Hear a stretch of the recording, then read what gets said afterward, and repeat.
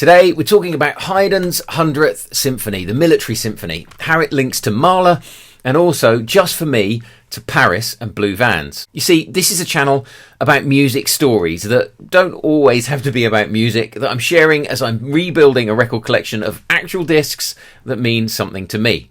And Haydn 100 is in the Pieces I've Played box. When I was a kid, I spent 4 or 5 nights a week playing the trumpet in the wind band, the jazz band, the school band, and the local youth orchestra. And even though we had more to do in the wind bands and jazz bands, the orchestra was always my favourite. There was something about playing pieces that have been performed for hundreds of years by the best musicians in the world. Fully fledged symphonies, as they were written by the composers. It was about being connected to the whole history of music in a really personal and practical way. I loved it. And we got to go on tour. In 1992, the orchestra went to Paris, which is where the Blue Vans came in. We gathered at the school where we rehearsed every week, early one Sunday morning. To get on the coach, we were riding to France. And as we were waiting to leave, there was a big commotion over the road. Lots of noise, and then a blue van sped out of the drive of the building opposite. Turns out they'd broken in, stolen some stuff. The police showed up to interview us all as witnesses. As we were getting in the coach to head off to France, the policeman said, "Keep an eye out for blue vans." So for the entire week-long trip, our game on the motorways was spotting blue vans, yelling out if you saw one, and keeping score to see who saw the most. To this day, if I'm on the road with friends who were on that trip, at some point, one of us will suddenly say, "Blue van!"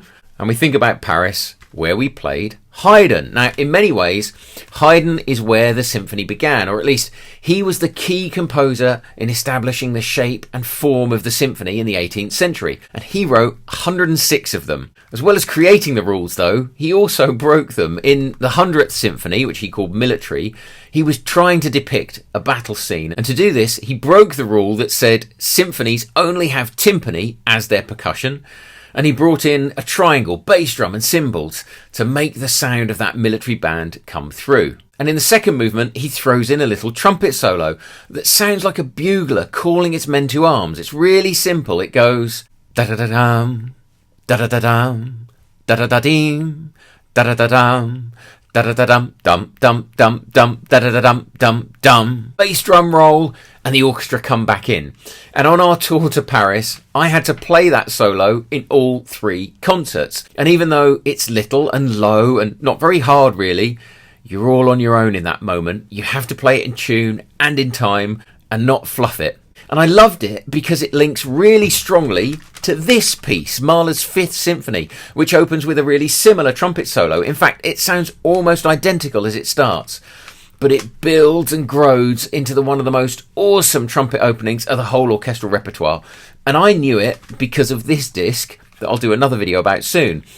But playing that little Haydn solo, it's what I said about feeling connected to the world of music, to the incredible playing of John Wallace on this disc, and all the other amazing trumpet superstars who've done great Mahler 5s. So when I started building my little record collection alongside this Mahler 5, I wanted a recording of Haydn's 100th Symphony. I found this great 2-disc set of the symphonies Haydn wrote in London in the 1790s with Sir Colin Davis and the Concertgebow. And I picked it because I have another little personal connection with Colin Davis. Another story linked to another piece of music. I'll do a video about that soon. But meanwhile, on the way home from that Paris trip, the van carrying all our percussion and cellos, double basses and stuff, got a flat tyre at Calais. We were late arriving, the ferry was about to leave, we had the spare wheel, but the jack was buried behind all of our kit and instruments. We didn't have time to unpack the van, find the jack, change the wheel and repack the van before we had to be on the ferry. So 10 or 15 of us stood with our backs around the edge of the van, leaned down and picked it up. Now our wonderful roadies, Viv and Margaret, changed the wheel. It was very silly. I think the woman running the tour nearly had a heart attack. Never mind, filled in a risk assessment and did any paperwork. But we did it without getting hurt. We made the ferry and we spotted blue vans all the way home. If you know Haydn's 100th Symphony or his London Symphonies, or if you've ever spotted blue vans on the way to Paris, leave me a comment, tell me a story, and I'll see you soon for another one of mine.